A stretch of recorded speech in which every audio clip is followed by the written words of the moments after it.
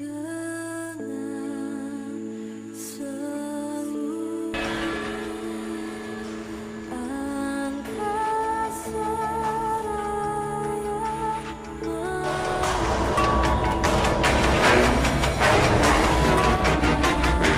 karena insiden pengibaran bendera Belanda di Hotel Yamato, Surabaya, puncak peristiwa 10 November 1945 terjadi setelah kematian Brigadir Jenderal Malabi, pimpinan tentara Inggris untuk Jawa Timur pada 30 Oktober 1945. Setelah terbunuhnya Brigadir Jenderal Malabi, penggantinya Mayor Jenderal Eric Carden Robert Manser mengeluarkan ultimatum yang menyebutkan bahwa semua pimpinan dan orang Indonesia yang bersenjata harus melapor dan meletakkan senjatanya di tempat yang ditentukan dan menyerahkan diri dengan mengangkat tangan di atas. Batas ultimatum adalah jam 6 pagi, tanggal 10 November 1945.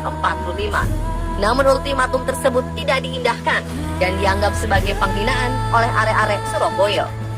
Mereka semakin terbakar semangatnya untuk memperjuangkan Indonesia dan Surabaya dari penjajahan sekutu. Hal tersebut dilakukan pada pagi buta sekitar pukul 2:30 pagi.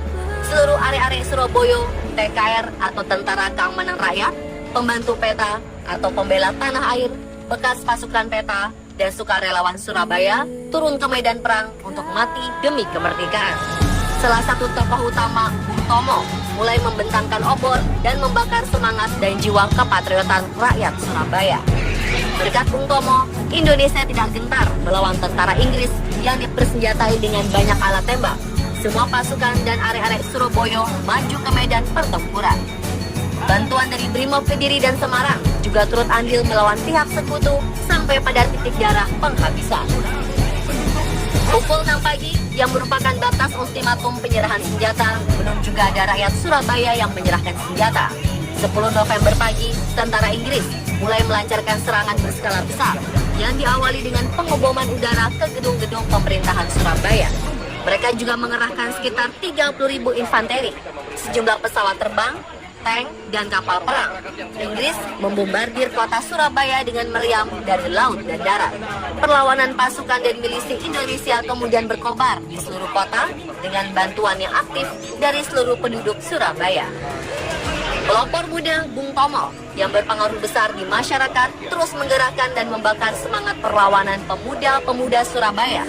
Berkat seruan Bung Tomo, perlawanan warga Surabaya terus berlanjut di tengah serangan skala besar pihak Inggris. Di luar dugaan, pihak Inggris yang menduga bahwa perlawanan di Surabaya bisa ditaklukkan dalam tempo 3 hari, akhirnya berlangsung lama, dari hari ke hari hingga dari minggu ke minggu. Perlawanan rakyat yang pada awalnya dilakukan secara spontan dan tidak terkoordinasi, makin hari makin teratur. Pertempuran skala besar ini mencapai waktu sampai 3 minggu lamanya.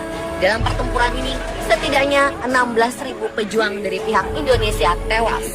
Pertempuran berdarah di Surabaya ini menjadi pergerakan pertama bangsa Indonesia untuk mengusir penjajah dan mempertahankan kemerdekaan. Banyaknya pejuang yang gugur dan rakyat sipil yang menjadi korban pada hari 10 November ini kemudian dikenang sebagai Hari Pahlawan oleh Republik Indonesia. Untuk mengenang jasa para pahlawan, didirikan tugu atau monumen pahlawan di kota Surabaya setinggi 45 meter. Semoga Hari Pahlawan yang selalu kita peringati hendaknya bukan hanya untuk mengedepankan unsur peringatan dan penghormatan saja, melainkan kita juga dapat mengambil teladan dari nilai-nilai perjuangan untuk diaplikasikan dalam kehidupan sehari-hari. Bangsa Indonesia masih akan kita merdeka yang tanpa memiliki garis yang putih, merah dan putih. Selama itu kita akan menyerah kepada siapapun juga. Saudara-saudara Surabaya, siapa? Keadaan genting. Tetapi saya peringatkan sekali lagi, jangan mulai menembak. Baru kalau kita ditembak, maka kita akan ganti dengan begitu.